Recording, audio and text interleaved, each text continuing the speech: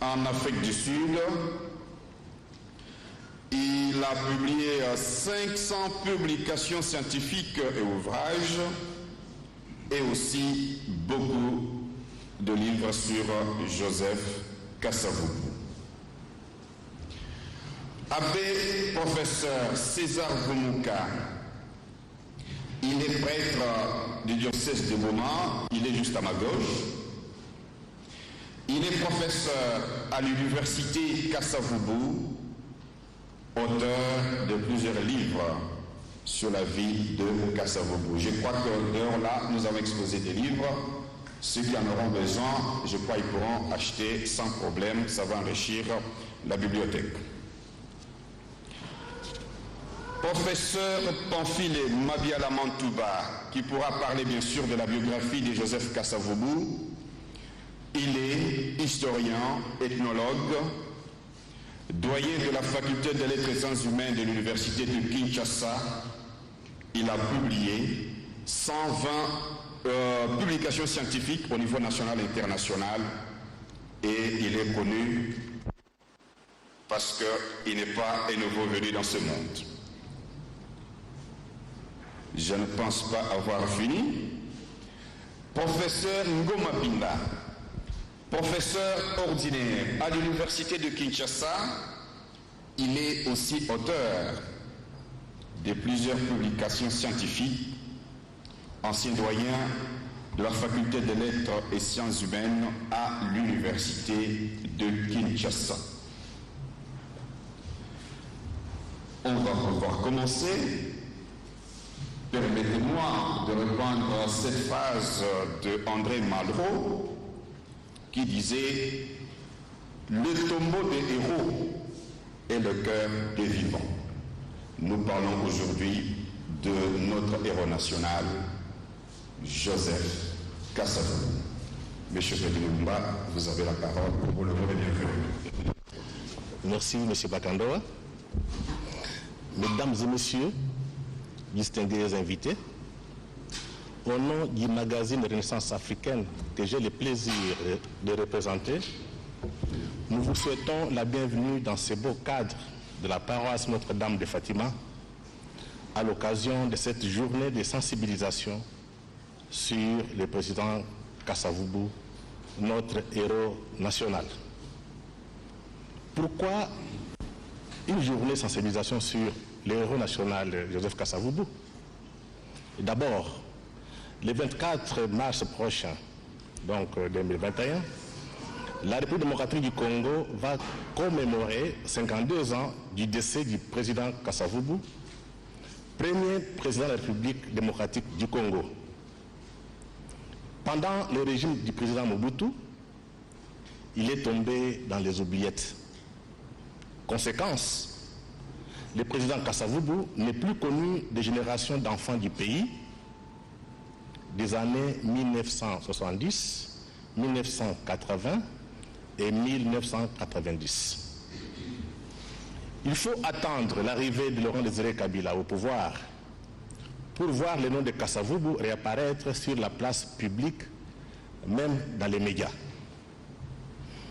Lors du deuxième week-end scientifique de Banzangungu, du 20 au 22 mars 2009, à l'université Joseph Kasavubu, les participants avaient demandé au président de la République de proclamer, au cours d'une cérémonie officielle, Joseph Kasavubu, père de l'indépendance et héros national. À l'occasion du 60e anniversaire de l'indépendance du 30 juin 2020, le chef de l'État, Félix-Antoine Tshisekedi, a élevé au rang de héros national le président de la République démocratique du Congo, l'ancien président, le premier président de la République démocratique du Congo, Joseph Kasavubu. La deuxième raison pour laquelle les magasins Renaissance africaine organisent cette journée de sensibilisation est que le président Tshisekedi est devenu président de l'Union africaine pour l'exercice 2021-2022. Sous sa présidence, la RDC s'est engagée à faire un plaidoyer pour rassembler les derniers instruments de ratification et d'adhésion des 2 tiers des États membres conformément aux prescrits de l'article de la Charte culturelle africaine adoptée à Khartoum en 2006. Selon cette charte, en son article 7, les États africains s'engagent à œuvrer pour la Renaissance africaine. Il convient de la nécessité d'une reconstruction de la mémoire et de la conscience historique de l'Afrique et de la diaspora. Voilà, avant de parler de l'Afrique, je pense qu'il faut commencer par la reconstruction de la mémoire et de la conscience historique congolaise. C'est dans ce cadre que les magazines Renaissance africaine organisent des conférences pour faire connaître les pères de l'indépendance du Congo, comme le président Joseph Kasavubu. Cette commémoration sert à construire notre mémoire collective pour que la jeunesse congolaise ait des repères. Je peux vous dire ici que trop peu de gens savent qui est Joseph Kasavubu. Surtout les jeunes gens d'aujourd'hui, même ceux qui ont déjà 40 ans, ne savent pas ce que le président Kasavubu a fait pour ce pays. Et je vous rappelle que si aujourd'hui nous sommes indépendants, les premiers à réclamer l'indépendance immédiate, c'est Joseph Kasavubu avec la Bako.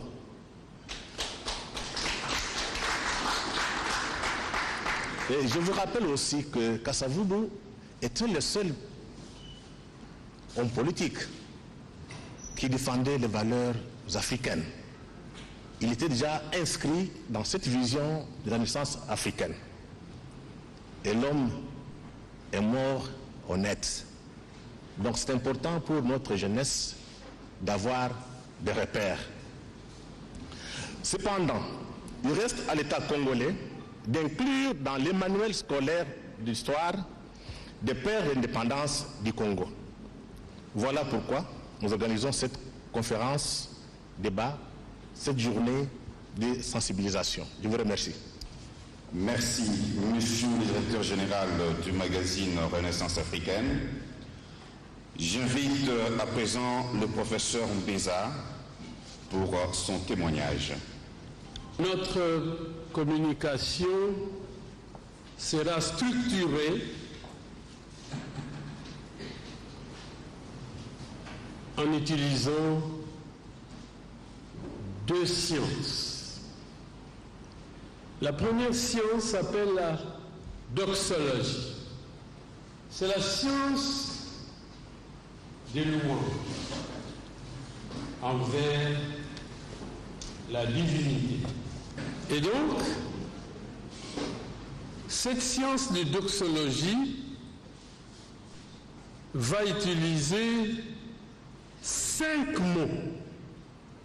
Dieu aime les chiffres. Ces mots, en français, merci.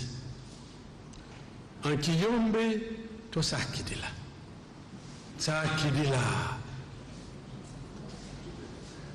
Après la doxologie, qui est le président Joseph Kasavubu,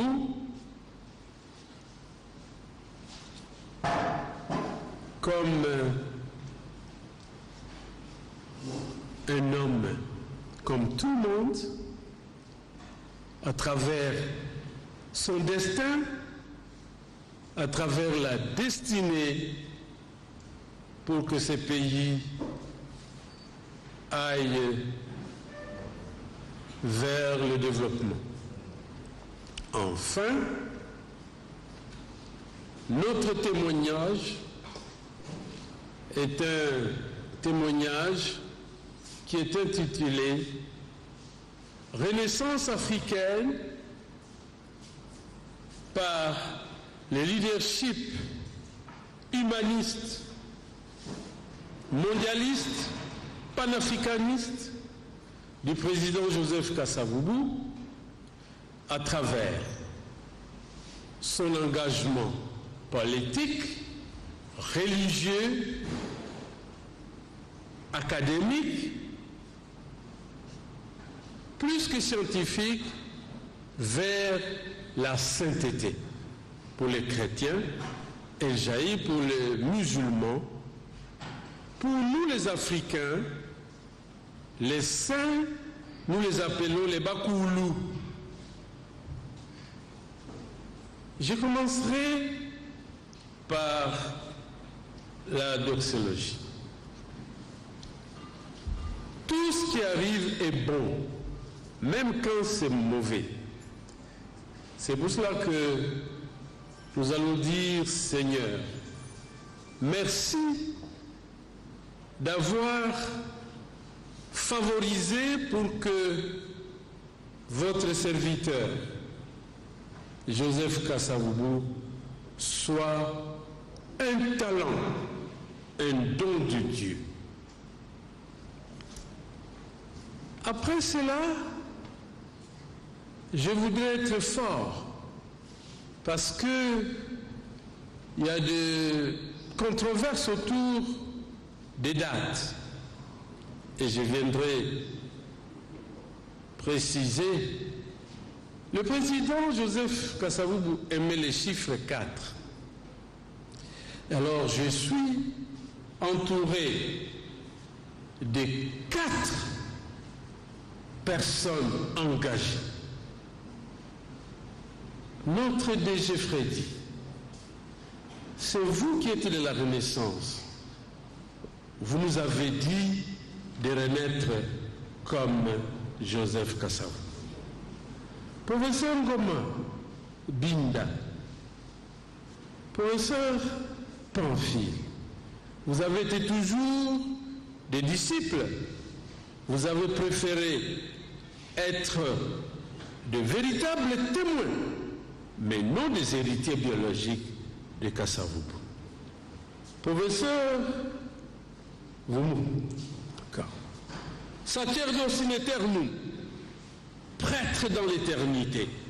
Kasavubu voulait être aussi prêtre, mais vous êtes professeur venant de l'université Joseph Kasavubu, IKV, mais vous êtes aussi mon fils, Mwana Nanga. Je commencerai par dire merci. Merci parce que le président Félix Antoine Tshisekedi Tshilombo a eu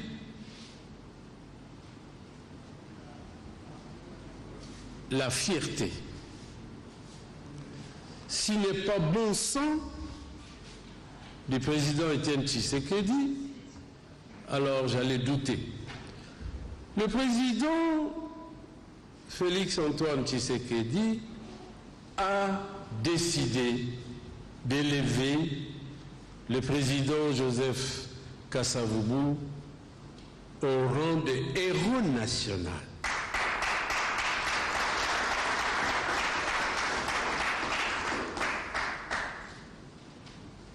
Vous savez, les premiers seront les derniers. Les derniers seront les premiers. Et en fait, le président Félix Antoine a senti qu'il avait besoin du bon vin. Le bon vin qui enivre le Seigneur. Après, le président Félix, en latin, Félix, heureux.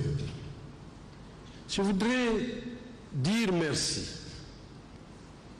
au président qui s'appelle aussi Joseph Kabila. Parce que en 2017, et il a rendu hommage au président Joseph Kasavubu et il a envoyé un ambassadeur et il s'appelle M. Jean-Pierre Kambila Kankwen en Kiyombe, dites à celui qui vend avant, il ne faut pas celui qui vient après. Et voici ce que j'ai lu, c'est que le président Kabila, qui est allé à Singini et qui a érigé les mausolées pour le président Joseph Kasavubu. Et cette conférence, c'est pour sensibiliser, pour que les jeunes ne puissent plus être distraits. Voici ce qu'il écrit, toujours dans cette capacité de comprendre et de tirer la vie d'un peuple dans une direction nouvelle. C'est le paradigme nouveau. Les anglo-saxons disent le paradigm shift. Il écrit, Joseph Kasavubu a été celui qui a sorti l'idéologie de la Bako,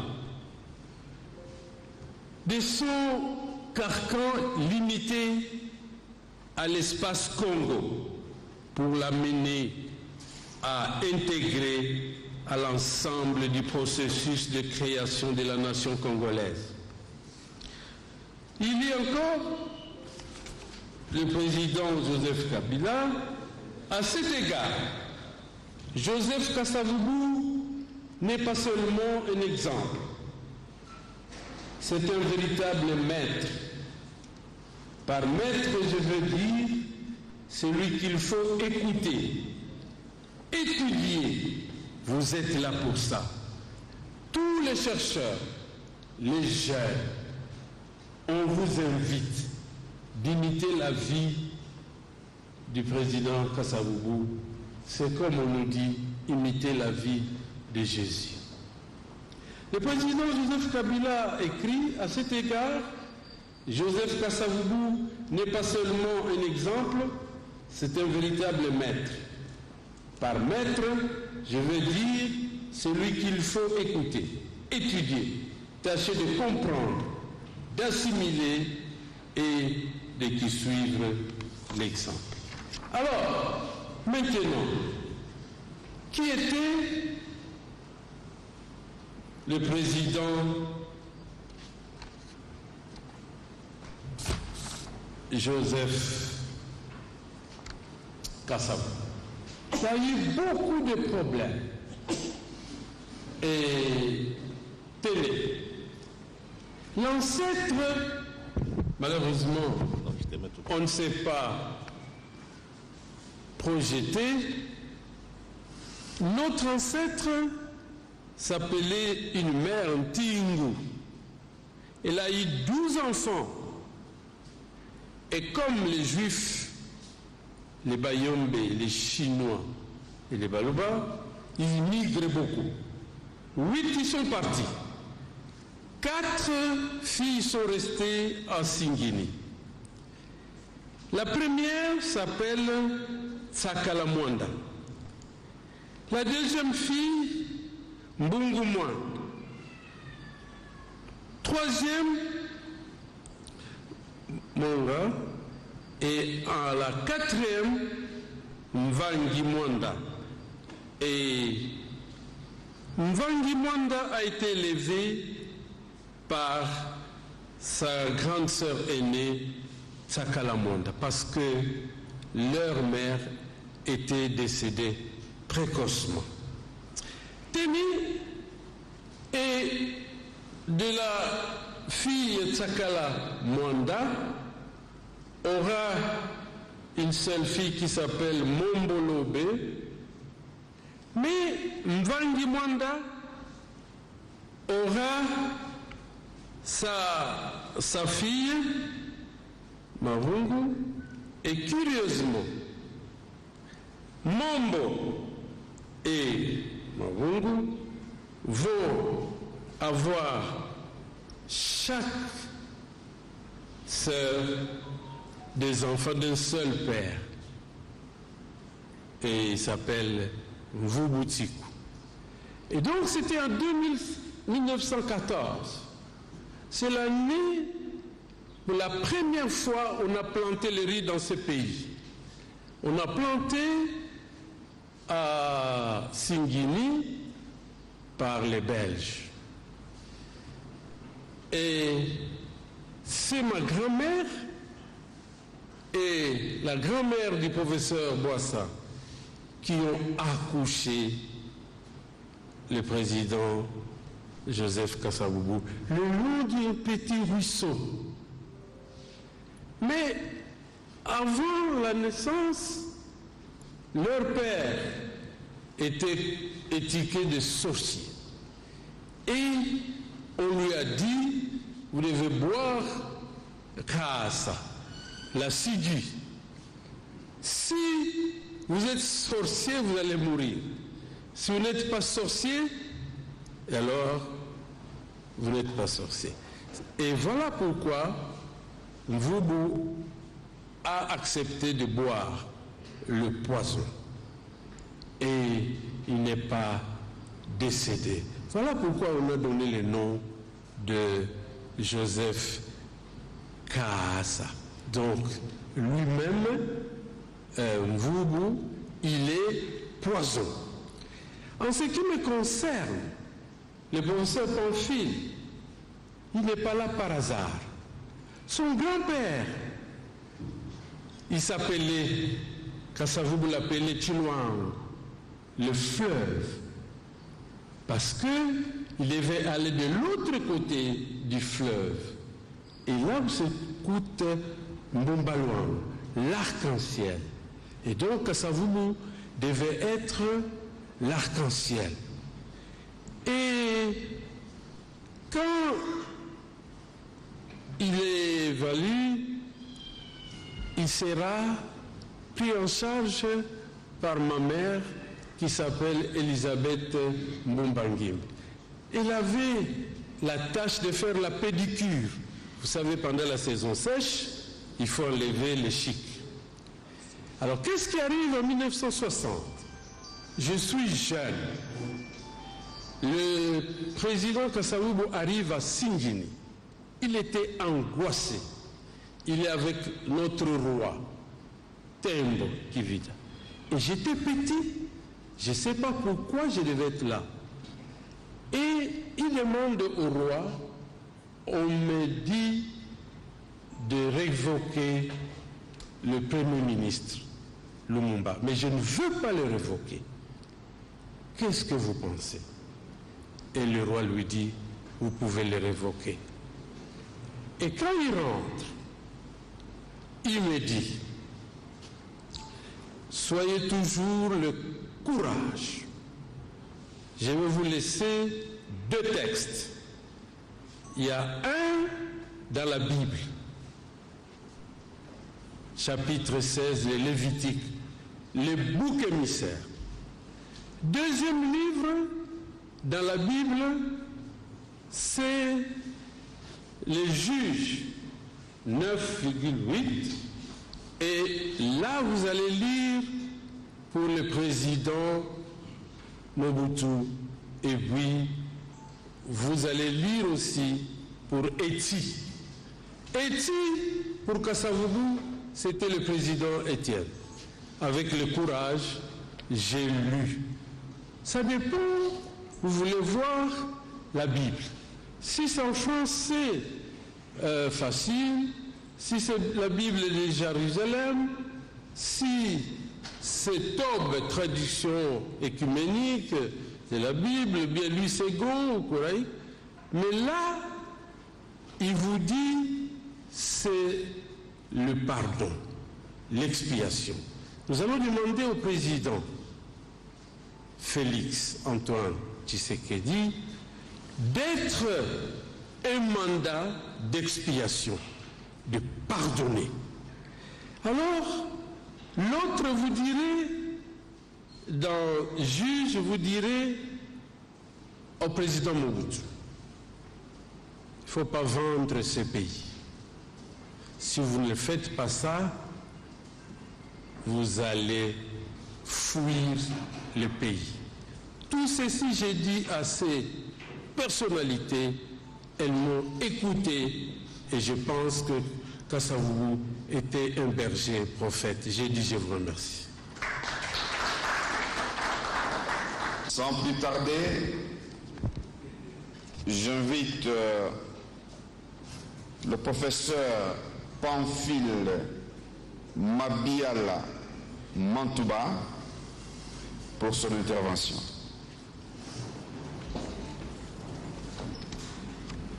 Honorable Excellence, Monsieur le professeur, Mesdames les professeurs et chers collègues, Monsieur le directeur général de la Renaissance du Congo, distingués invités à vos titres et qualités.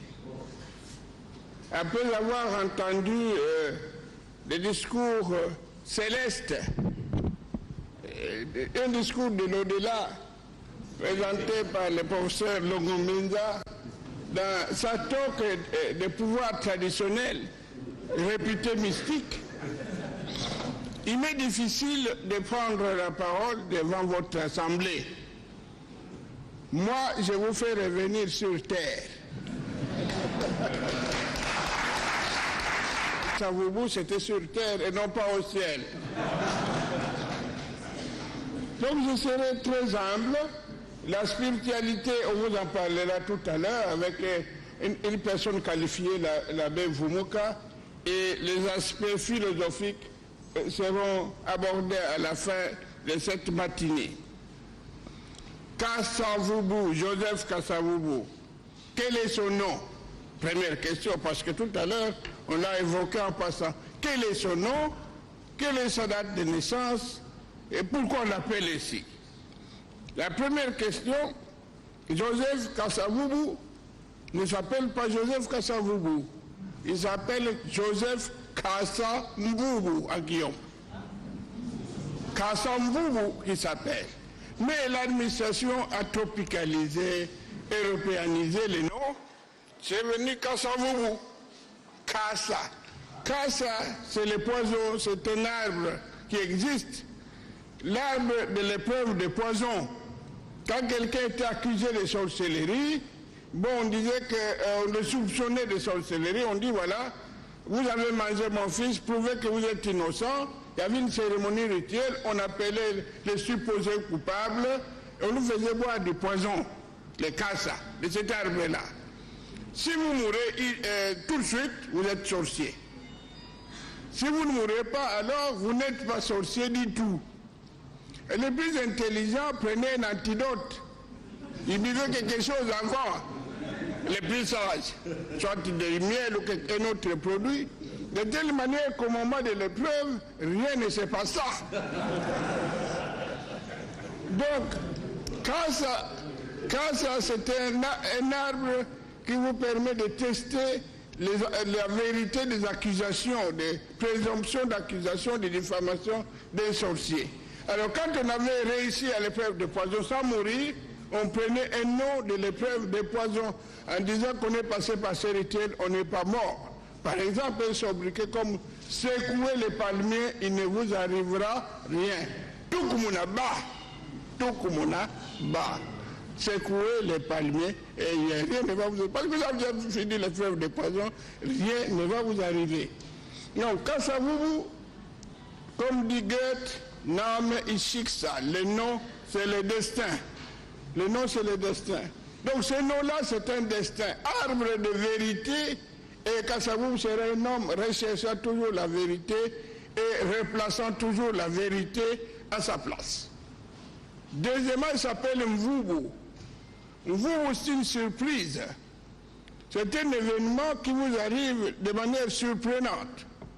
Et lui, Kasavubu, donc c'est une surprise, soit qu'il y a eu beaucoup de malheurs en famille, et que la surprise cette fois-là, c'est que l'enfant n'est pas mort, c'est quand même une surprise qu'il vive longtemps. Parce qu'à l'époque, on mourait de variole, il n'y a pas de vaccination. Donc les enfants mouraient à bas âge. Lorsqu'un enfant survit quand même, donc il devient une surprise. Ou bien l'élo, cette fois-ci, l'élo, ça veut dire cette fois-ci vous ne l'avez pas mangé, qu'il vive quand même. Et vous, cette fois-ci, c'est une surprise, il n'est pas mort de votre sorcellerie. Voilà le nom comme ça qu'il a. Mais en tant qu'homme politique, si vous reliez les deux noms, Mvubu Eh bien, l'histoire politique que je vais vous raconter a été une surprise à tous les niveaux. Et c'est ce qui fait le mystère même de son héroïsme, c'est qu'il a été une surprise et pour les missionnaires, et pour la politique, et pour les Congolais en général. Voilà, ce nom-là est programmatique, en dehors des aspects très élevés de la spiritualité de tout à l'heure. Alors, deux identités à l'époque. Un nom enregistré à l'état civil et un nom de baptême à la mission. Il y a deux noms de Kasavubu. Deux. Y compris moi, je ne veux pas vous donner mon autre. J'en ai deux aussi, de l'état civil et de religieux. Les missionnaires voulaient imposer le système de onomastique européen. Grand-père, petit-fils, Gomez, du grand-père, du père, au petit-fils, même post-nom. Alors, l'État respectait la coutume. Il y a une loi de 1975 sur le port du nom à la République démocratique du Congo que beaucoup ne connaissent même pas. Hein? Il y a les noms là où ne porte pas vaille que vaille, comme disent les Kinongulu. Donc ce nom-là, il s'appelle Kasavubu, de son nom du côté de l'état civil, et Kasakundi du côté des missionnaires. Donc, les missionnaires suivent un système de filiation particulière. Les grands-pères, les pères et les petits-fils ont les mêmes postes, non? Et alors, à l'état civil et chez l'État, respectent la coutume. Donc, selon que l'individu a un nom personnel d'abord et un poste-nom. C'est comme ça que nous fonctionnons dans ces sociétés surtout matrilières. Le père de Kasavubu, on vous l'a dit, s'appelle Mvubu Tiku. Sa mère, Mavango Proba. Alors, bon, et l'enfant Kasavubu appartient au clan de sa mère. Et Kasavubu est né à Kinkoumadizi, mais son clan, c'est le Kamambemba, le village de son père, parce que nous sommes dans une société à filiation matrilinéaire. Donc, les enfants appartiennent non pas au clan du père, mais au clan de la mère. Chez nous, c'est comme ça. C'est pas comme chez les Baloubes, mon cher ami. Il est étonné, celui-là. C'est ça l'émancipation de la femme. Nous sommes loin depuis longtemps là-dedans. Alors, à l'époque, les enfants qui naissaient, on disait, il est né le jour où nous avons planté tel safoutier, le jour où nous avons planté tel manguier, et comme je ne les ai pas connus au début, donc les enfants qui sont nés, comme le Simon Kimbango là, bon, vous dites le 1887, en fait, les Européens arrivent, personne ne sait qui est qui. Alors on vous appelle quand vous arrivez à la mission comme Kasavubu, en 1925. Le père André Chermès qui l'a baptisé, il a déjà un certain âge, on le regarde, on dit, celui-là on met plus ou moins. Dans les dossiers c'est marqué comme ça, plus ou moins 1910. Voilà la date de naissance du père André Chermès. Le père André Chermès, c'est le missionnaire qui est à Kango, qui a composé l'hymne de Bayom. C'est tout Mayom, il y a toujours la benne, notre pays, le Mayom, en fait, cette mélodie qu'il a composée est inspirée d'un chant flamand de Au venir, les jardiniers. Donc, les Wapende de Bandundu ont la même mélodie, mais qui pendent. Les Mayom ont la même mélodie à Kiyom, mais c'est le chant de leurs ancêtres, Artipo.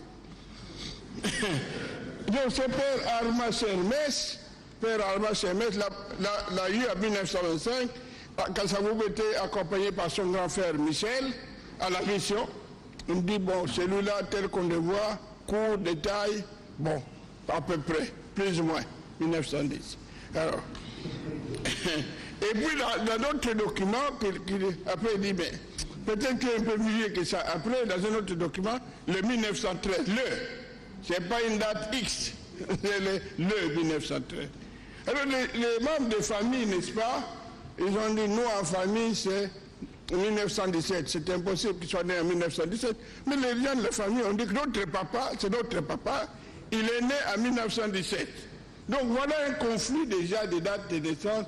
Mais si vous prenez 1917 ou 1910, divisé par 2, vous tombez à peu près en 1913. Donc, dans un article que j'ai publié avant, j'ai mis 1913 comme date de référence pour la naissance de Kasavubu, pour des raisons de calcul, concernant les techniques de la science à laquelle nous appartenons.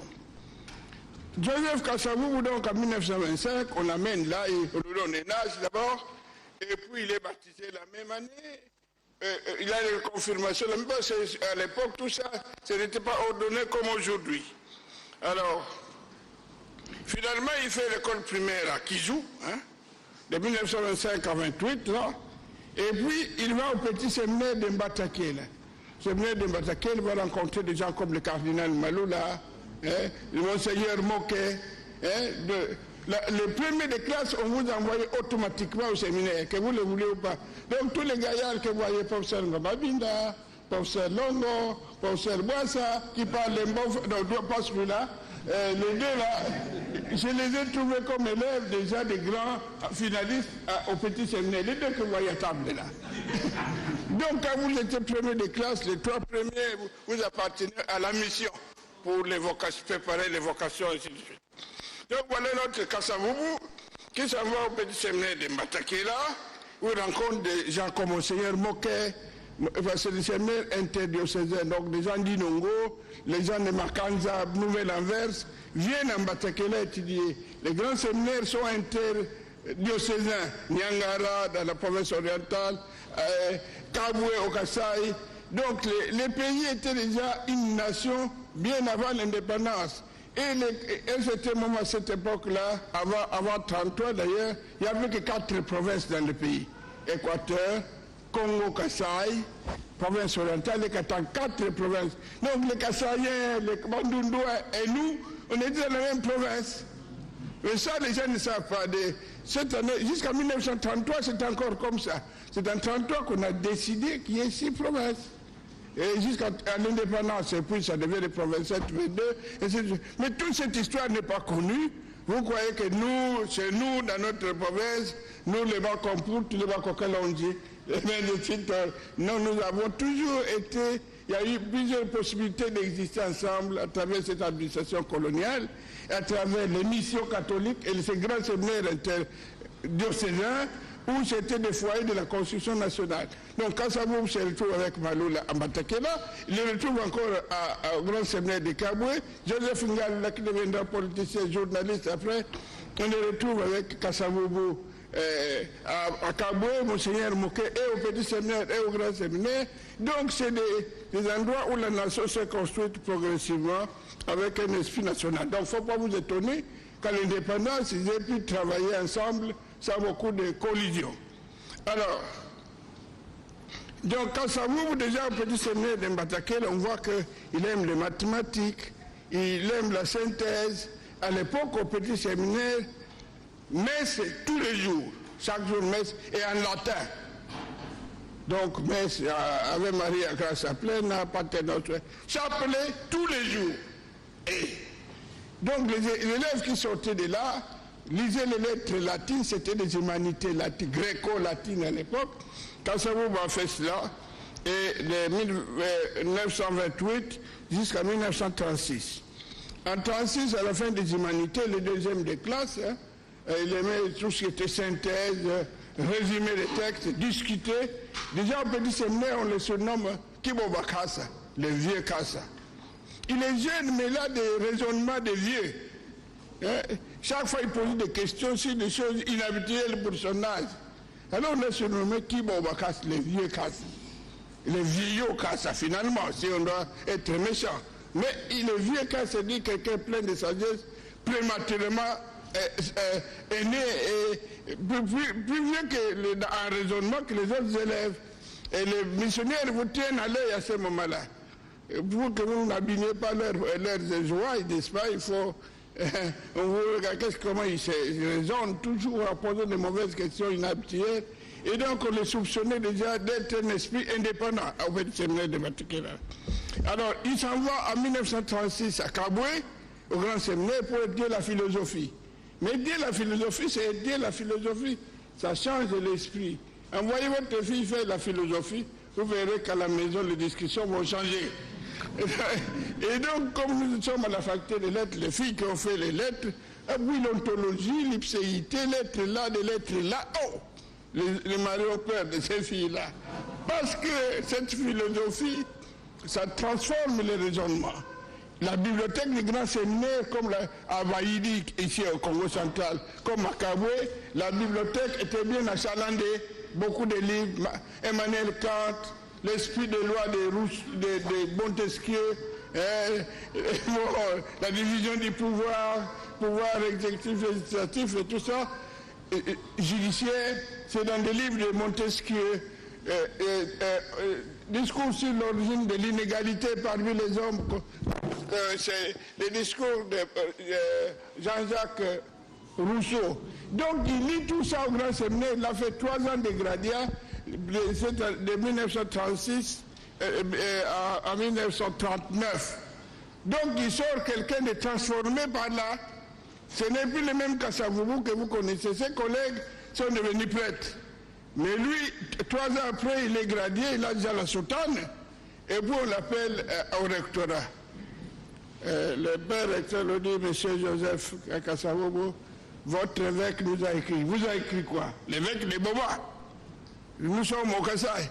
Votre évêque nous a écrit, vous devez rentrer au diocèse. Mais j'ai fait quoi? Non, le Seigneur vous a destiné à d'autres fonctions. Vous n'êtes pas fait pour la vie de prêtre. Ah! Il dit, mais moi je vais être prêtre. Qu'est-ce que j'ai fait pour que vous me chassiez de l'école? Il y en a qui sont allés à contrôleur à envoyer parce qu'il n'était pas intelligent. Faux. Et on a renvoyé parce qu'il avait un esprit indépendant. Il posait les mauvaises questions. Il disait, mais liberté, inégalité, racisme, des choses comme ça à table. On disait, mais toi là, tu veux quoi? Parce que tu poses des questions sur des choses inhabituelles. On l'a renvoyé au diocèse. Maintenant, il arrive à Kangou, l'ancienne mission du diocèse de Boma. On l'envoie comme traducteur de la Bible. Guillaume français, un français Guillaume pour avoir une Bible en langue. Donc, il devient traducteur. Il dit, je ne vais pas rester ici comme ça, chômé. Je vais... Et il s'est inscrit à l'école normale qui est à côté. En même temps qu'il traduit, il va à l'école pour être enseignant. Et puis il termine comme enseignant en 39-40. Et il sort de là. D'abord, on le surveille parce qu'il risque d'abîmer tout le monde par là. Et puis, il s'en va de là en 1940 et il va à la Grifford. Société d'agriculture de Mayombe là, à Kidima, là, il travaille dans l'administration de la compagnie et il en profite pour se marier. Il se marie avec une jeune fille de 17 ans. À l'époque, on se mariait jeune, hein, parce que l'espérance de vie, ma foi, était très courte. Donc, alors, avec cette autre, une fille de 17 ans qui était à l'école ménagère, c'est parmi les rares intellectuels du moment, hein. Les pièces rares, donc il s'est accaparé d'Hortense Massonda comme fiancé, et puis il a épousé pendant qu'il avait un emploi à la Grifford. Avec lui-même, Kassavou, dans sa famille d'origine, était le 8e enfant de 9, et lui-même, dans sa famille, avec Hortense, 9 enfants, 5 filles et 4 garçons, 9. Bon, à l'époque, on donnait, comme au Moyen-Âge en Europe, on donnait d'abord beaucoup d'enfants, parce qu'on ne savait pas combien allaient mourir. Quand alors on disait, bon, si je donne 9 enfants, il en resterait au moins 4 ou 3, ou même 2 parfois de 9. Et parce que la mortalité, il n'y a pas de vaccin, la mortalité était forte, mais les 9 sont restés vivants. Et dans la famille d'où il sortait, où il était 8e de la famille, et dans sa propre famille, 9, 5 filles, 4 garçons, voilà Kassavou, très fertile. Go unique, parti unique, n'avait pas beaucoup de bureaux, ça va? Alors, donc le voilà qui est papa, vrai papa, alors, il était papa, quoi, voilà. Et cette année-là, il reste à Kidima et travaille à la Grifford. Et pour l'année suivante, il va à la société d'Agrium. Hein. Et puis il apprend qu'il y a un concours d'administration accréditation recrute des fonctionnaires à Léopoldville. Il dit, oh, je vais à Boma faire le test. Il a fait le test, il a réussi. Alors c'est comme ça qu'il monte à Léopoldville pour un emploi comme agent de l'État et agent auxiliaire de l'État au service des magasins généraux. Alors, au service des magasins généraux, il y avait des biens de l'État, les livres, des choses qu'on pouvait voler. On a mis là, pour être sûr qu'il allait bien se comprendre. Il n'a rien pris d'autrui. Parce qu'à cet endroit-là, on peut voler, se faire des petites boutiques à la cité, n'est-ce pas? Il n'a pas volé les gens à ce niveau-là. Donc, on l'a bien apprécié. Et dès qu'il arrive à l'Airportville, là, en 1946, les gens remarquent que chaque fois qu'il va dans une ONG, on nous donne une responsabilité. On dit, mais ce type-là, nous, c'était des primériers, la plupart, hein, des autodidactes. Mais ce type-là, gradué, c'était déjà les sommets, là. On nous donne une responsabilité. Union pour les intérêts sociaux congolais UNESCO en 1946, on dit c'est secrétaire général, c'est toi. Mais bon, et puis lorsque c'est créé l'association des anciens élèves de paix d'esquette, de nouveau, les Bolikango là, dit c'est toi, parce que toi c'est parle bien, tu raisonnes bien. Et dans le cas de ces ONG, aujourd'hui on parle beaucoup d'ONG, et ils commencent à poser des questions. Les droits du primo-occupant. Bon.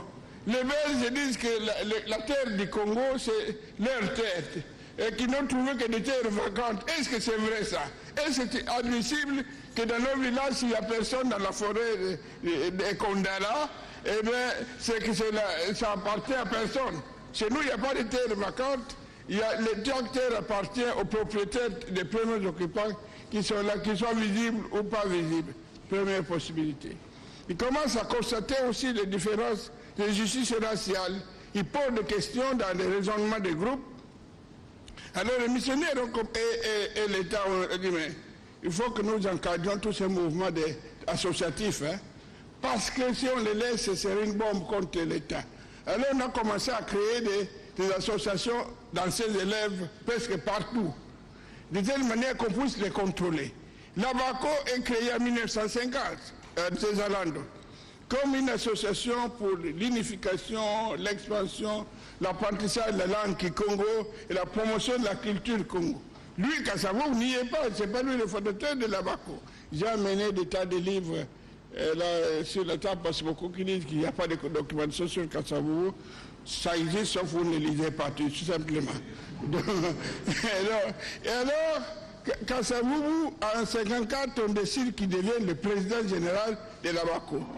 Dès qu'il entre en 1954, ben, les choses à l'ABACO changent. C'était une association culturelle.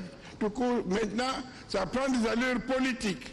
Alors, en 1955, Van Biel s'est dit, écoutez, pour contrôler le mouvement des indigènes là, plan de 30 ans pour l'émancipation du Congo. Plan de 30 ans. Nous sommes en 1955. Et 55 plus 30 ans égale 1985. Alors, plan de 30 ans pour l'émancipation du Congo. Alors, en 1956, Joseph Ileyo, Joseph Albert Maloula, qui est encore M. l'abbé, Albert Camus, tous ces gens de conscience africaine, disent, nous, avec ce plan de 30 ans, nous sommes d'accord. Que ça veut dire encore 30 ans, nous ne sommes pas encore prêts pour l'indépendance, hein, qu'on adopte 30 ans, mais nous collaborons, qu'on nous mène à la planification de ces 30 ans, à la gestion de ces 30 ans, alors nous sommes d'accord. Quand ça vous réunissez les gens de la BACO, il dit, jamais du tout. Il n'est jamais trop tard pour avoir son indépendance. Nous voulons l'indépendance immédiate et inconditionnelle. Parce qu'au Ghana, le pays était indépendant en 1957. La Guinée-Conakry 58 et tout ça, et vous voulez 30 ans, mais c'est beaucoup trop. Imaginez que si lui n'avait pas fait ça, le Congo serait devenu indépendant en 1985. Donc c'est le dernier pays indépendant de l'Afrique, parce que l'Angola c'est 75. En 1985, l'apartheid a été libéré, donc on a donné au noir le pouvoir d'Afrique. Imaginez, et ça entraîne, les 30 ans auraient été 30 ans de guerre, comme en Algérie, guerre d'indépendance, et comme en Angola, où il y a eu beaucoup de morts. Donc on a évité tout ça par cette mauvaise bonne décision de Joseph Kassavou. Donc, indépendance, c'est le père de l'indépendance immédiate et inconditionnelle. C'est le père de la souveraineté du Congo. C'est comme ça. Alors, donc, nous sommes en 1956, manifeste de conscience africaine, cause de manifeste là-bas. Nous voulons l'indépendance, ça y est. Ma question est datée. Ça y est. Tout de suite. Pas demain. Et alors maintenant, tout bouge. Nous sommes en 1956. L'administration coloniale dit on va organiser des élections. Les élections en 1957. Alors, organiser les élections, mais dans toutes les villes, ce n'est pas possible. On commence par 3 villes. Elizabethville, c'est-à-dire Lubumbashi, Jadotville, Likasi et Léopoldville. À Léopoldville, là-bas, presque, là-bas, on n'était pas encore un parti. Même le MNC Lubumba, pas encore. Il n'y a pas encore de parti politique agréé à l'époque. Mais il y avait des groupements, des réunions, tout ça. Presque toutes les communes de Kinshasa ont été raflées par les BAM de la Bako. Et quand ça vous lui-même, bourgmestre de la commune de Dendal, donc la commune de Kassavou, là, c'était lui le bourgmestre, élu, à la majorité écrasante des voix. Alors, le jour de son installation, en janvier 1958, il dit racisme et toboï. Hein? Injustice, discrimination raciale, où il y a des bars où les noirs peuvent entrer et les blancs seulement toboï. À l'époque, par exemple, un blanc, quand on veut retrouver la nuit chez les indigènes à la cité, vous arrêtez. La société coloniale vous dit, mais qu'est-ce que vous êtes parti faire? C'est la nuit, chez les noirs. À la Gombe, quand vous quittez à 18h, on sonnait les clairons. Bonjour à la cité, bonjour à la cité. Donc les travailleurs des Blancs qui étaient à la Gombe ici devaient déguerpir au plus tard 18h pour laisser les Blancs entre eux. Quand nous sommes dans quel pays là? Alors il a commencé à poser des questions, non seulement des droits des occupants, des problèmes de ségrégation raciale et des problèmes d'émancipation et de l'imminence de cette émancipation. Et voilà. Et puis il a dit, avant l'indépendance, nous devons participer à la gestion du pays.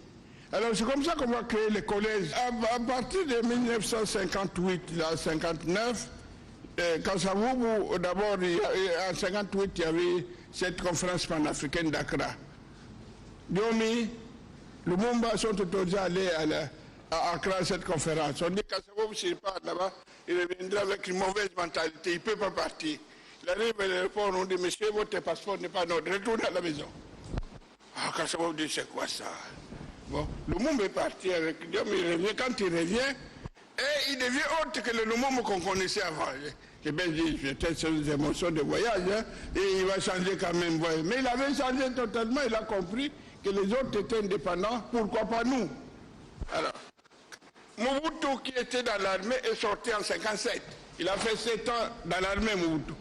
7 ans dans l'armée, et puis il n'a pas été rengagé, ça veut dire qu'on n'a pas maintenu. Il est sorti de l'armée. Nous aussi, avant 1957, il dit au Congo. Dans les autres pays, les soldats sont au grade de lieutenant. Et nous, il n'y a même pas d'accident. Les premiers accidents de notre pays, c'est en 59, 12. Et en 60, encore 22 accidents. 22. Mais avant, c'est 16 ans. 16 ans major, premier 16 ans major, comptable. Il n'y avait pas d'élite, pas de nuit. Pas de hauts fonctionnaires, des auxiliaires de l'administration. Pas d'officiers dans l'armée, donc nous étions des primériens en général, et Kasavubu, donc une exception. Alors c'est comme ça que le 4 janvier 59, vous savez, c'était malentendu ce qui s'est passé le 4 janvier. Alors on annonçait qu'il y aurait des réformes politiques. Kasavubu devait, sur la place Imka, ici à Matongé, prendre la parole. À l'époque, il n'y a pas de téléphone comme aujourd'hui mobile. Hein. Alors, ils sont allés demander la permission de tenir le meeting le 4 janvier, c'était dimanche.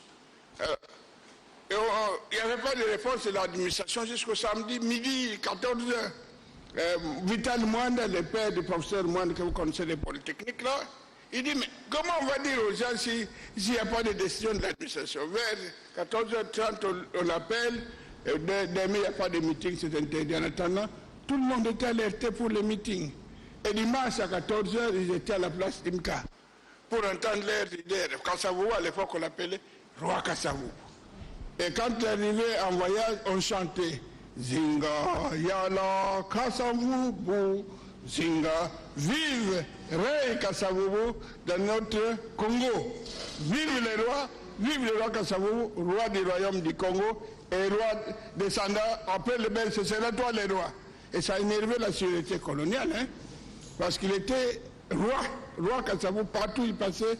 Et moi j'en ai vu une année avant sa mort, il est venu au petit séminaire, et on a acclamé malgré tout, roi encore.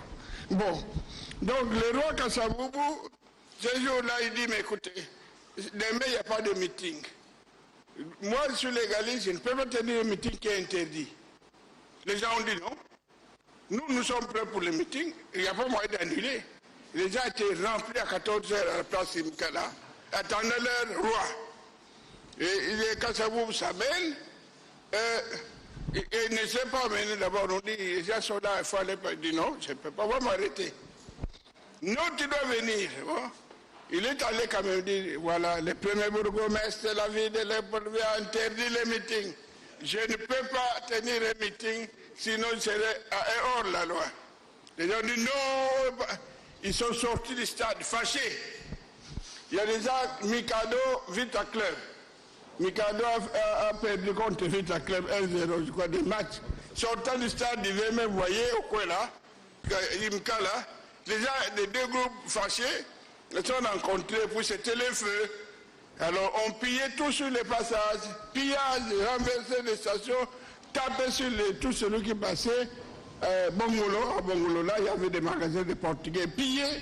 Kawamba, les écoles catholiques pillées systématiquement. On disait, ce sont des Kimangues qui font ça parce qu'ils n'aiment pas les catholiques. En fait, c'était des Koulouna, en fait, des Koulouna précoces. Hein?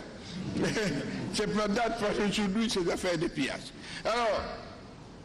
Alors, Kassavoub a dit, mais d'abord, on a attrapé la plupart des bourgmestres qui étaient là comme responsables de la masse. Kassavoub a dit, il a fouillé d'abord. Il a pris un vélo, il a fouillé. Alors, quand on dit Kassavoub est mystique parmi les religieux, je vous explique. Et l'abbé Loya, c'était son ami, lui a prêté une soutane. Soutane de prêtre. Et il avait son vélo, il a d'abord fouillé avec le vélo en soutane. Et on voyait les barrières, on voyait un prêtre en soutane, bon c'est un prêtre, on les salue encore, et il est arrivé jusqu'à du côté de Massangambi là-bas. C'était des villages encore, c'était pas des communes comme aujourd'hui, c'était encore au village, on buvait le vin Massangambi, ok? Alors maintenant, il dit, mais si je fouille jusqu'au Congo central, je serai lâche. Et puis mes collègues, bourgmestres ont été arrêtés là-bas, je rentre, je me livre moi-même. Il est rentré. On s'est saisi de lui en prison, il y a eu le procès, maître Croquet venant de France. Il a plaidé non coupable. Kassavoub a respecté la loi. S'il avait tenu le meeting, vous l'aurez arrêté. Mais parce qu'il n'a pas tenu le meeting, il y a eu des troubles. Où est sa responsabilité? Lui au moins, il a demandé l'autorisation. Vous n'avez pas autorisé à votre autorisation. Donc je plaide non coupable. C'est comme ça qu'il a été libéré. Mais il a fait la prison. C'est un procès historique retentissant. Donc le 4 janvier, ce n'est pas Lumumba. Lumumba avec Mobutu et Tamardi là, en train de se moquer de Bakongo qui marchait là, mais toi qui se faisait taper. Parce qu'il y a eu des grabuges du 4 janvier au 7 janvier. Donc des dimanches, Algérie, il y a eu des troubles. Il y a eu l'opération trouble de la force publique. On a fait venir des blindés de Manzangungu, de Tismil à l'époque. Officiellement, on a dit 200 morts. Les gens ne manquent pas de 500 morts, donc c'était sérieux. Quand il y a opération trouble, donc les soldats déchargent leurs fusils, et on connaît même le nombre de munitions qui se sont égarées à cette occasion-là. Alors à la fin, bon, 16 janvier, déclaration gouvernementale, le roi de Belgique dit, écoutez, on va vous donner l'indépendance, hein, mais sans atermoiement, finesse, ni précipitation, inconsidérée. Toujours que même pour l'épaule, il valait par étapes. Politique de petits pas, mais pas précipité. Voilà comment ça s'est... Alors, bon, il fallait se préparer de nouveau. Collège exécutif général, il faut donner des responsabilités à des Congolais qui gèrent l'État avec nous jusqu'à l'indépendance. Et Kassavoub s'occupe des finances, des nouveaux finances. Bon, et de nouveau, selon Monette, bon, c'est lui qui doit gérer les finances. Je vous dis parce qu'on veut me couper déjà, me pénaliser, Non, on continue. Merci beaucoup. Bon. Alors, Kassavoub,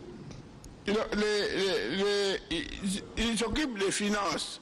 Et on constate qu'il est un homme totalement intègre et il commence à poser d'autres questions. Alors il dit, mais nous allons voir l'indépendance maintenant. Mais ces gens qui nous donnent l'indépendance, après, ils nous ont colonisés pendant autant d'années. D'abord, en 58, dans son discours d'installation comme bourgmestre, il a dit, tout ce que Lumumba a dit après, il a dit ces jours-là, on a la sûreté a voulu l'arrêter. Mais c'était trop tôt, on disait, il n'est que seul, il n'y a pas de gens qui les suivent de toute façon. c'est pas grave. Alors Kassabou en 60, avant la table ronde, il dit, écoutez, nous allons avoir cette occasion-là. Alors, à la fin, bon, 16 janvier, déclaration gouvernementale, le roi de Belgique dit, écoutez, on va vous donner l'indépendance, hein, mais sans atermoiement, finesse, ni précipitation, inconsidérée. Toujours que l'indépendance, même pour l'épaule, il va aller par étapes. Politique des petits pas, mais pas précipitation. Voilà comment ça s'est... Alors, bon, il fallait se préparer de nouveau. Collège exécutif général, il faut donner des responsabilités à des Congolais qui gèrent l'État avec nous jusqu'à l'indépendance. Et Kassabou s'occupe des finances, des nouveaux finances. Bon, et de nouveau, selon Monette, bon, c'est lui qui doit gérer les finances. Je vous dis parce qu'on veut me couper déjà, me pénaliser, Non, continuez. Merci beaucoup. Bon. Alors, Kassabou, il s'occupe des finances. Et on constate qu'il est un homme totalement intègre et il commence à poser d'autres questions. Alors il dit, mais nous allons avoir l'indépendance maintenant. Mais ces gens qui nous donnent l'indépendance, après, ils nous ont colonisés pendant autant d'années. D'abord, en 58, dans son discours d'installation comme bourgmestre, il a dit, tout ce que Lumumba a dit après, il a dit ces jours-là, la sûreté a voulu l'arrêter. Mais c'était trop tôt, on disait, il n'est que seul. Il n'y a pas de gens qui les suivent, de toute façon, c'est pas grave. Alors Kassabou en 60, avant la table ronde, il dit, écoutez, nous allons avoir l'indépendance, mais nous ne nous connaissons même pas. Nous nous séparons sans nous connaître. Il faut une table ronde politique où les leaders belges et les leaders congolais se retrouvent pour qu'on discute de l'avenir du Congo à tête bas, nous donner l'indépendance comme ça, comme un cadeau empoisonné, et puis c'est la catastrophe. Parce que les juristes belges qui ont fait la loi fondamentale ont dit, nous allons leur mettre des phrases comme ils ne sont pas tellement évoluées, ils vont s'entretuer. C'était prévu dans les stratégies de session. Donc, à ce moment, on vous dit, il faut la table ronde. On nous dit non, il y a très peu de temps, avant les élections de 60, si on organise une table ronde, on n'aura pas le temps. On dit non, et pour une réunion, on a le temps. Alors, 20 janvier 60, 20 février 60, on a fait la table ronde politique et tout le monde était content. Tous les grands leaders de tous les pays étaient là, sans savoir où ça commençait et comment ça allait se terminer. Alors, pendant cette conférence, première table ronde politique, et bien Kassabou disparaît. De nouveaux mystiques, parce qu'on dit, ah, il est mystique. De nouveau, l'autre jour, il s'est enfoui avec une soutane d'autrui, des prêtres. Maintenant, à Bruxelles, la table ronde, de nouveau, il n'est pas là. On dit, ah, il est tellement mystique, on ne sait pas où il est parti. Il est allé à Aix-la-Chapelle en Allemagne, il rencontrait je ne sais pas qui, pendant quelques jours, alors ils ont dit, est-ce qu'il est parti là? Est-ce qu'il est mystique? Pour rien. Mais il a disparu, je crois qu'il a eu des contacts politiques importants à Aix-la-Chapelle, vers la frontière de la Belgique avec l'Allemagne, et il est revenu après, on l'a retrouvé par là. Alors, donc déjà à ce moment-là, le Quai d'Orsay est venu. Un délégué du Quai d'Orsay a dit aux conférenciers à la table ronde politique, mes chers amis, on ne va pas donner l'indépendance au Congo, parce qu'il y a les droits de préemption de la France sur le Congo. Si la Belgique est fatiguée de coloniser le Congo, nous, la France, nous reprenons. Alors, vous voyez des choses comme ça. Donc, il fallait faire vite. Si vous ne voulez pas, la France continue avec la colonisation. Quand ça va dire non, non, tout de suite là. Nous sommes prêts. S'il y a des partis de Congolais qui ne sont pas prêts à prendre les départ, alors nous, au Congo central, on va commencer. Que les autres suivent après, mais pas question de reporter. Donc, il y a eu un délégué du gouvernement français officiel. C'est pas de la rumeur, ce que je raconte là. Alors, finalement, bon, au mois de mai 1960, table ronde économique, les Congolais qui avaient déjà les espoirs d'avoir le pouvoir politique, l'économie Sander disait absolument rien du tout. Ils étaient contents. Quand ça vous pose encore la question, mais les militaires, qu'est-ce qu'ils deviennent? Nous parlons de civils, émancipation, africanisation, mais les militaires, taisez-vous, c'est pas alors. Mais nous allons avoir des problèmes avec les militaires si on ne règle pas les problèmes de leur avenir. Donc on arrive, alors à un certain moment, on charge Kassabou avant l'indépendance comme formateur du gouvernement. Lumumba se fâche. Comment on doit donner les rôles de formateur? Bon, finalement, on dit, Lumumba est informateur. L'informateur, vous demandez l'information, comment il fait, hein? Bon, alors, informateur, mais pas formateur. Finalement, on dit, non, comme tu es fâché, c'est toi le formateur. Alors, il a formé le gouvernement. Les Katangais qui envoient l'argent à l'économie, on leur donne des ministères minables. Ils ont dit, oh, si c'est comme ça, même l'ère d'indépendance, le 30 juin, on va la bloquer. Donc le 29 juin, la sûreté coloniale a arrêté une tentative de blocage de la fête du 30 juin. Au mois de mai, il y a eu un congrès des unitaristes à Louloabour. Tous les partis unitaristes à Louloabour, ils ont dit, nous ne sommes pas prêts pour le 30 juin. OK? Il y a les Congolais avec le séparatisme qui veut l'indépendance. Nous, on n'est pas prêts. On va mettre ça au 16 janvier 61. Lisez le Courrier d'Afrique, c'est dans les rapports, sondages parce que les gens ne savent pas tout ça. Quand je vous dis, bon, si les Bangales ne sont pas prêts, nous, c'est tout de suite. L'année où ils seront prêts, nous rejoindrons. Mais nous voulons notre indépendance immédiate et inconditionnelle. Quel courage civique! Parce que sinon, s'il n'y avait pas ça, nous ne serions pas indépendants. Vous voyez qu'il y a des reports en report, des glissements en glissement, et voilà. Ça nous aurait déjà abîmé à cette époque-là. Alors, donc l'indépendance a quand même eu le 30 juin avec des incidents. On vole le sable du roi dans les cortèges. Bohimbo, Ambroise Bohimbo, pendant que le cortège passe chipper les sables du roi. Avec Nabotola Kango Poye, il y a un belge ici, tout comme un symbole de Bokondinabi, Nabotoli Angonanko, c'est un ancien de la force publique. Donc ça crée des incidents diplomatiques déjà, la veille de l'indépendance. Le 30 juin, bon, les discours, hein, quand ça vous dit c'est la fête, on ne gêne pas les choses de la fête, il est poli. Le monde me dit c'est trop poli. C'est pas que nous avons souffert, on a 14 ans matin, midi, soir, parce que nous étions des nègres. Au blanc, on disait vous, et au noir, on disait tu, et c'est passé. Donc, le roi des Belges s'est senti humilié. Faute de lèse-majesté, les journaux le soir de Belgique, tous les journaux belges ont dit il doit mourir. Déjà, le 30 juin en question, le soir, on a dit à Lumumba de demander, de faire des excuses. Il a dit au ministre des Affaires étrangères, écrivez-moi le discours, je vais le lire au repas du soir, mais pas question. Alors là, ils sont petit nègre qui a écrit, c'est le ministre belge pour nous écrire. C'est fait comme donc, il n'y a pas que le 30 juin, le discours du matin que vous connaissez, il y a encore le discours du soir dont on ne vous donne jamais le contenu. Et sur cette histoire récente, nous sommes des acteurs du présent sans connaître notre présent. Alors, dès que l'indépendance était proclamée, l'armée commence à se soulever, le commandant Émile Janssens, commandant en chef de la force publique, il dit bon, les militaires veulent avoir des grades, mais parce que l'indépendance c'est seulement pour les civils. Il va au camp Léopold, c'est le camp Kokolo actuel, tout en sachant que Kokolo c'était un soldat, Justin Kokolo. Justin, hein? Un soldat de la force publique. Alors, il était fusillé à l'ambassade du Ghana parce qu'envoyé par Mobutu, il n'a pas respecté les immunités diplomatiques d'une ambassade, on l'a fusillé juste dans cette parcelle. Au camp Kokolo, le commandant en chef de la force publique, il explique aux soldats, vous êtes la force sur qui le Congo peut toujours compter. Pour vous, il n'y a pas de changement. Avant l'indépendance, il est écrit au tableau AI égale AI. Avant l'indépendance égale après l'indépendance. Pour les soldats, il n'y a rien de changé. Ah bon? Et pourtant, il y avait des tracts avant l'indépendance. On dit que si les civils, là, l'indépendance, c'est seulement pour eux, les domestiques, là, qui prennent la maison du propriétaire et nous rien. On va voir. Et ça crée des grabis, des troubles de nouveau, du 5 juillet jusqu'au 11 juillet 60, il y a des troubles. Bon, et on a été obligé de créer l'armée nationale congolaise, les précédents.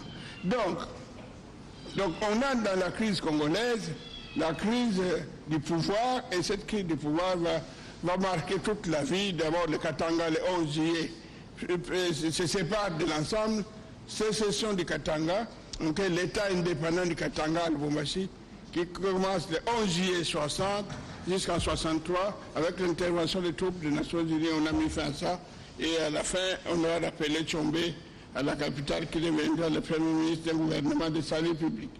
Alors, donc, pendant cette période de 60 à 65, le gouvernement a beaucoup changé et d'abord, Lumumba, le pauvre Lumumba, a travaillé seulement pendant 2 mois et 5 jours. Et puis, il était politiquement incapable jusqu'à la fin de sa vie. Donc, à Mobutu, d'abord, comme il y avait des problèmes au Kasaï, Kassavou vous dit que les Kassaïens sont fâchés, il faut arrêter ça, il y a trop de morts. Alors, il est allé lui-même à la radio révoquer son premier ministre, en lisant lui-même les communiqués. Le monde se réveille aussi, lui aussi va lui-même pour révoquer son président. Non? Donc c'est l'anarchie, c'était comme ça. Et Mobutu, le 22 septembre, premier coup de sifflet, il neutralise les deux. Il neutralise les deux au bénéfice de Kasavubu d'abord. En 65, dans la nuit du 24 novembre au 25 novembre 65, là, l'affaire, c'est que Mobutu a appelé le coup de bistouri. La première fois, il a cédé, et quand il a pris le pouvoir, il a donné aux étudiants. Donc, si vous dites que dans votre pays, ici, les étudiants n'ont jamais gouverné, les jeunes n'ont jamais gouverné, c'est faux. Parce que le Tshisekedi de Amolomba, le vieux, Albert Ndele, gouverneur de la banque, tous les ministères, c'était des étudiants. Le gouvernement des commissaires généraux, quand Mobutu suspend les deux, et le Premier ministre Jean-Président, mais les bénéficiaires sont des étudiants de l'Ovanéo, collège des commissaires généraux, gouvernement des étudiants. Tous des étudiants, il y en a qui deviennent tout d'un coup tout jeunes, vous êtes gouverneur de la Banque centrale. Il faut le faire, hein. Ministre des Affaires étrangères, les étudiants que vous êtes, il y en a beaucoup que je vois là, ils ont essayé de hautes fonctions, comme on dit, de la République, hein. De la République, et souvent notre pays est victime de sa jeunesse, parce que d'année en année, c'est les jeunes qui prennent le pouvoir de 27 ans, 26 ans, 23 ans. Ndoujon Bomba était bourgmestre de la Goma, 22 ans.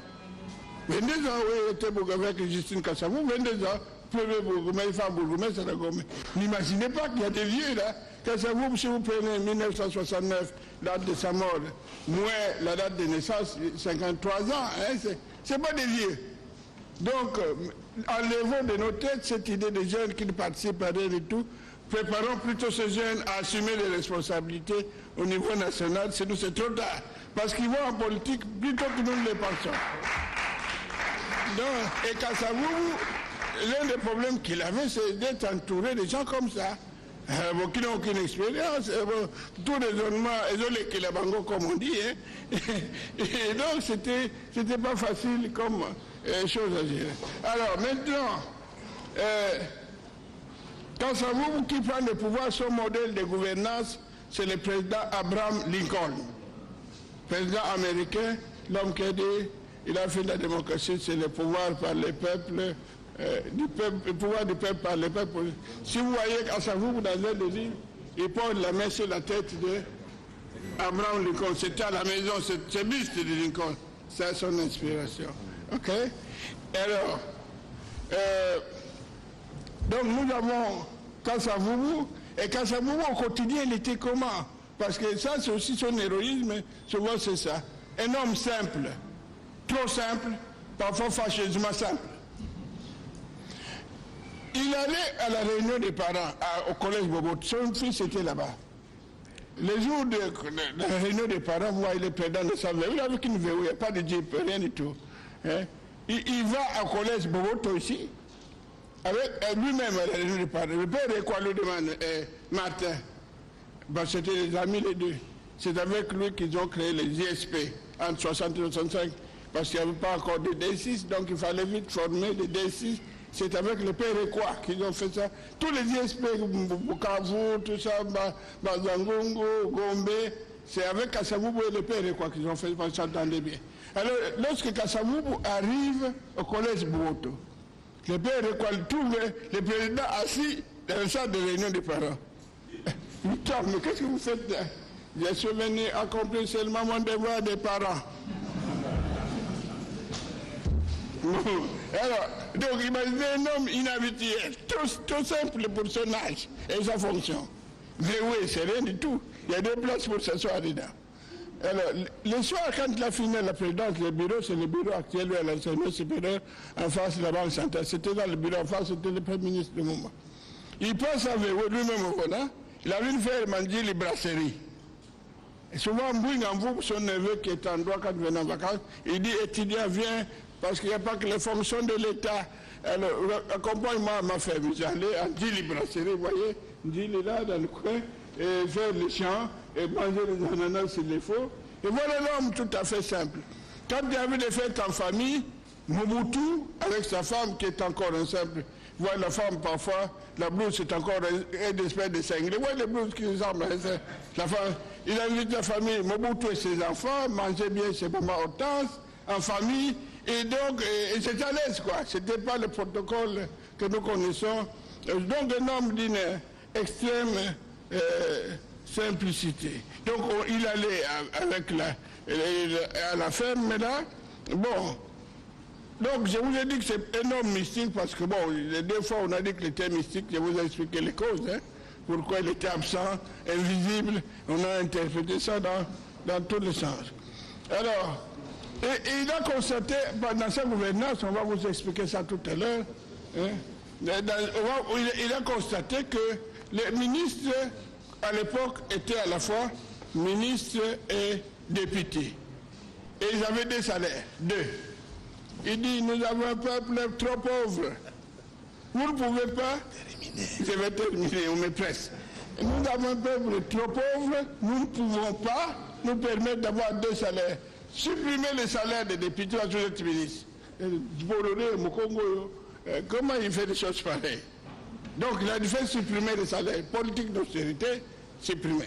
Il voit Addis Abeba de nouveau se promener, aller se laisser dire l'empereur à la réunion de l'Union africaine. Là, le Congo est en guerre, il y a des sécessions, il n'y a pas d'argent. La délégation congolaise à l'hôtel ne paye rien, c'est le gouvernement de Sa Majesté qui paye. Il appelle tous ses collaborateurs ensemble, là. Il dit, Boyoki, on va nous payer les frais de séjour ici. Vous, votre argent doit retourner à la caisse de l'État. Ah, Mukongozo, c'est Mukongozo, c'est incroyable. Comment il fait des choses pareilles? Donc, c'est un modèle d'austérité financière de l'État, un modèle de bonne gouvernance. Je ne veux pas ravir la parole aux choses. Alors, à 65, je vais aller vite, donc on me demande de terminer. À 65, on a fait le fameux coup d'État. D'abord, la veille, il nomme Mobutu lieutenant général. La fonction de lieutenant général, c'est la fonction de commandant suprême de l'armée belge, ça veut dire le roi. Alors, la tenue que va vous porter, c'est le similaire de la tenue de lieutenant général.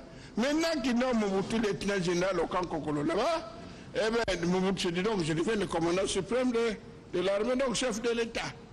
Quelques jours après, il fait le coup d'État, avec le haut commandement militaire. Maintenant, on dit, mais qu'est-ce qu'on va faire de ce monsieur, il est humble, il ne fait pas de mal aux gens. On le tue, on le laisse vivant. On dit qu'il rentre Bobozo, le général oncle de Mobutu, dit, notre Tikayakeni. Pendant que les cortèges quittent Kinshasa, pour aller à Boma, en cours de route, on attaque. On veut attaquer les cortèges. Bomboko nous dit non, il y a des obstacles, on veut tuer Kasavo. Mobutu, on a dit à Mobutu, mais si tu le laisses là, si tu fais la rébellion contre toi, comment tu vas faire? Il faut le tuer. Mobutu décide qu'on le poursuive, on bloque, et qu'on le fasse mourir. Bobozo appelle Mobutu, dit, moi, tata wana sala biso kaka malamu, ndeni tokoboma, tikaye azonga na boma quelque fan na kimia. Donc, vous voyez déjà en route ce qui se passe, sinon il ne serait même pas arrivé. Alors il va aux résidences surveillées, à Boma, chez lui, tout le temps dans la clandestinité, sans crier, sans tousser. Hein. Et voilà, donc il va mener une vie dure jusqu'en 69. En 68, on a inauguré la chapelle du petit séminaire de Mbatakela. Kasavubu arrive à Boma, en Mbatakela là-bas, pendant la messe, il est venu en retard. Comme toujours, il s'assoit au dernier banc, on a prévu qu'il aille s'asseoir devant. Il va au dernier banc. Il a dit, d'abord quand il est venu, on dit, roi, en dehors, donc Kasavubu est là. Nous sommes à la messe. Hein, et dès que la messe et le prêtre a béni, il a fui. Parce que d'ici je reste là, j'ai des problèmes avec la sécurité de Mobutu. Et on va m'arrêter et il est parti. L'année suivante, le 24 mars, on nous dit qu'il fallait rencontrer le cortège royal et des présidentielles. Kasavubu est mort, les élèves, tous les élèves au bord de la route, parce que la dépouille vient de Kinshasa. Mais cette dépouille qui vient de Kinshasa, s'est passé comment? Il est mort à Boma. La veille, il a reçu Monseigneur Raymond Doudi, évêque de Boma. Il a dit, Monseigneur, moi je vais mourir, bénissez-moi, mais dites à ceux qui vont me suicider qu'on puisse préserver l'indépendance du Congo à tout prix. Qu'on préserve l'indépendance. Donc c'est vraiment le père de l'indépendance du Congo. C'est le dernier conseil qu'il a donné, tout sauf aliéner l'indépendance du pays. Le Congo nous appartient, il faut défendre sa souveraineté. Alors, on a pris la dépouille mortelle, on l'a amené d'abord au village. Le premier réflexe, on va l'enterrer au village, comme il a dit lui-même, il s'est enterré. Les gens l'amènent au village. Bon. Mobutu qui était en Allemagne en voyage, apprend que Kasavubu dit, Singa Oudjou qui vient de mourir, il n'y a pas le ministre de l'Intérieur, s'il vous plaît, pas comme ça. Il faut qu'on rende les honneurs dus à Kasavubu comme président de la République. Il faut aller rechercher la dépouille mortelle. Singa est architecte Kinshasa, allait à Singini au village, récupérer la dépouille mortelle, avion, Boma, Kinshasa, Ndji, l'aéroport, il n'y avait que des VW. Mais les cortèges n'avaient que des VW, des petites voitures. Il n'y avait rien de ça. Les gens pleurant de l'aéroport jusqu'en ville. Et puis on a amené au palais de la nation, les diplomates, les ministres, tout le monde a présenté ses condoléances. On a organisé ça en l'absence de Mobutu. Mobutu en Allemagne où il était, il a fait organiser une messe là-bas sur place. Et bien voilà, on a repris le corps en direction de Boma et de Singini pour l'enterrer là où il repose actuellement. Donc Kasavubu que nous célébrons aujourd'hui, dont nous voulons réveiller la mémoire, c'est un homme simple, honnête, intègre moralement, apôtre de la bonne gouvernance, disciple de l'austérité. Il a mené une lutte acharnée contre la corruption. Il a refusé les cadeaux. En 1964, par exemple, le chancelier Adenauer lui a offert un avion. On a dit un président doit avoir un avion présidentiel. Tu ne peux pas le payer grand sans avion, tu ne peux pas. Il lui a donné un avion et une imprimerie. Alors il dit, Time Odanaos et Dona Ferente. J'ai craint les Grecs, même lorsqu'ils apportent des cadeaux. Donc c'est méfier jusqu'à... On nous donne un avion, il le prend quand même et dit, il ne veut pas monter dedans, ok? Alors qu'est-ce qu'il fait de l'avion? Il donne ça à l'armée. À l'armée, c'était un moment l'armée ne garde pas proprement les biens là. Ça a commencé à s'abîmer. Et l'armée a donné ça à l'Ovanium. Le monseigneur Ginon dit, écoutez, on va créer une compagnie aérienne de l'université L'Ovanium. C'était cet avion d'Adenauer là, donné au président. Alors l'imprimerie, il a donné ça à l'État, parce que vous voulez la présidence, la presse présidentielle, il va avoir une imprimerie. Il n'est pas question de me corrompre comme ça. Et l'imprimerie, il a donné ça à l'État, c'est devenu l'imprimerie Bondo Samana. Là où on imprimait le journal Salon, cette imprimerie, c'était ça qu'on avait donné, qu'Adenauer avait donné au président qui ne voulait pas être corrompu. J'ai craint Timio Danao, cette donne à faire j'ai craint les Grecs, même lorsqu'ils m'apportaient des cadeaux. Donc, il a défendu la souveraineté nationale. C'était un modèle, comme disait Moulomoloko, d'homme intègre et qui a le sens du devoir de l'État. Et le cardinal Malo a dit que c'est le véritable père de l'indépendance du Congo et de la souveraineté internationale du Congo. C'est un homme juste et visionnaire. Je vous remercie.